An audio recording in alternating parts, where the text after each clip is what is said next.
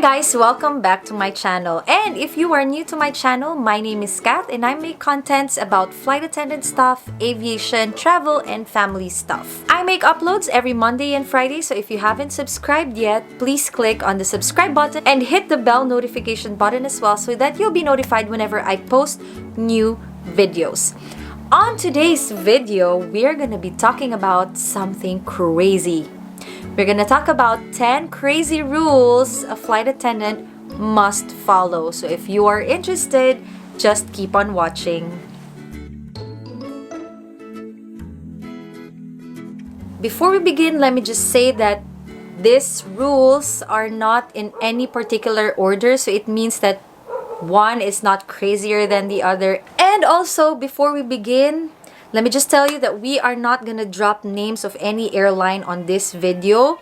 I've gone online and I've researched, and this crazy rules are not specific to one airline. So just a little disclaimer there before we begin. And first on our list, no tattoos or no visible tattoos when you are at least wearing the uniform. So it means you cannot have tattoos here, you cannot have tattoo on your wrist where it's visible while you are wearing the uniform. Is there a reason behind this why tattoos are not allowed?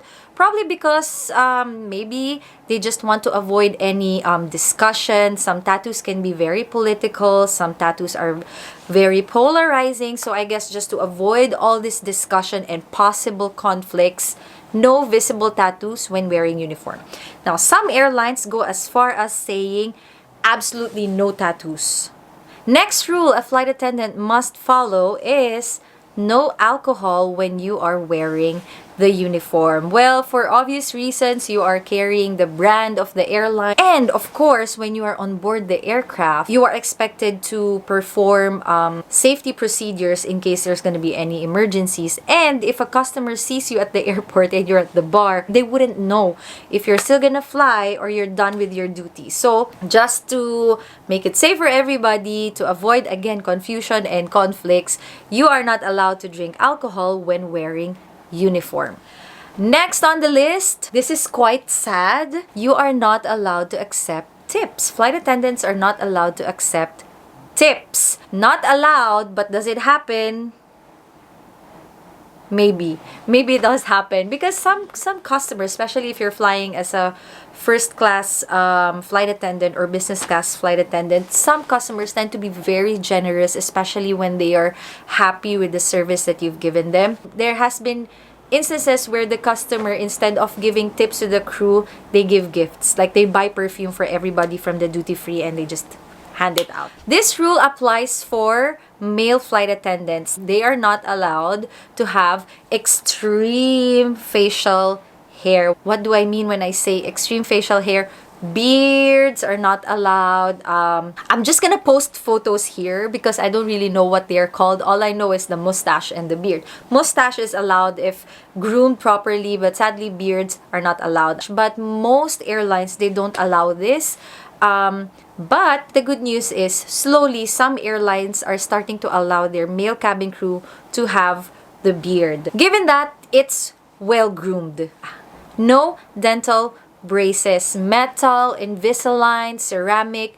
Most airlines don't allow this, but there are other airlines who would allow it with special certificates, like if there's a medical reason why you have to wear braces. In fact, during your application, some airlines would even say that they will not accept applicants who are wearing braces. Next rule is our makeup, or the flight attendant's makeup, has to be impeccable at all times. But you are not allowed to touch up your makeup in front of customers because I think it's just proper etiquette that when you're touching up your makeup, you just go to the powder room and you do your thing, touch up your makeup, your lipstick and all, but you are not allowed to do it in front of the customers. Number 7 on our list is no acne. In fact, if you report for duty with active acne, meaning if you're still wearing your makeup and they are still visible, you have huge bumps, they're very red and they seem very irritated,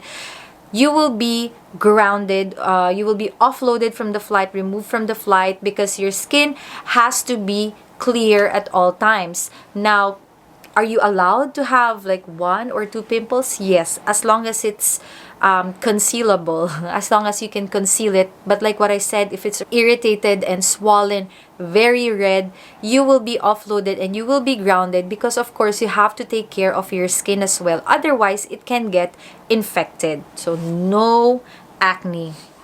Most airlines impose a no smoking rule for their flight attendants. It means that even before you are hired, you will be told that you are not allowed to smoke. Okay, there are certain airlines where they want you to be clear of nicotine 6 months prior to your application or prior to starting flying, because you cannot be nicotine dependent when you are flying, mainly because sometimes you're going to be flying upwards of 10 hours to 16 hours, and of course if you're nicotine dependent, there are withdrawal signs that can come out while you are waiting for the next puff. So yes, there are airlines that don't allow their crew to smoke at all. Like, flight attendants are not allowed to sleep on the jump seat. This is for obvious reasons, and I feel like this is not really as crazy of a rule, but mainly because maybe it's crazy for some because, you know, come on, when you're tired, you have to sleep. It's for your safety as well, but not on the jump seat. Usually, the jump seats are by the door, which is considered as a safety equipment. And where do flight attendants sleep? Inside the aircraft? We're gonna talk about that in one of my future videos. So stay tuned. And last on our list, number 10. I really reserved this on the last spot. Flight attendants are not allowed to be married. This only applies for a couple of airlines. Not all airlines impose this rule. Some airlines would say single on entry level, meaning by the time you join the airlines, you have to be single or not married. And some airlines wouldn't allow their flight attendants to get married for a certain number of years after joining the airline. But the good news is this is starting to change, because honestly, this is such a medieval rule for flight attendants. Why would you stop somebody from getting married, right? But anyway, slowly it's changing, and for some airlines though, they would allow you to enter or to apply even if you're married if you are experienced. But if you are inexperienced, you should be single. Personally, I don't know the logic behind this. What's the reason why somebody has to be single? What's the difference? If you're married or you're single, will it affect your job? I really don't know.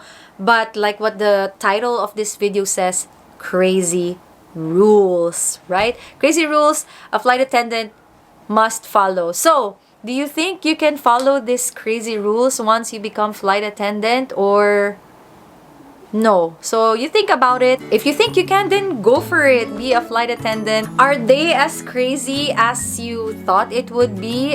Did you expect any of these rules to be on the list? Like what I said in the beginning of the video, these rules are not imposed by just one airline, okay? It's from different airlines from all over the world, and I didn't really expect that these other airlines would have such crazy rules as well.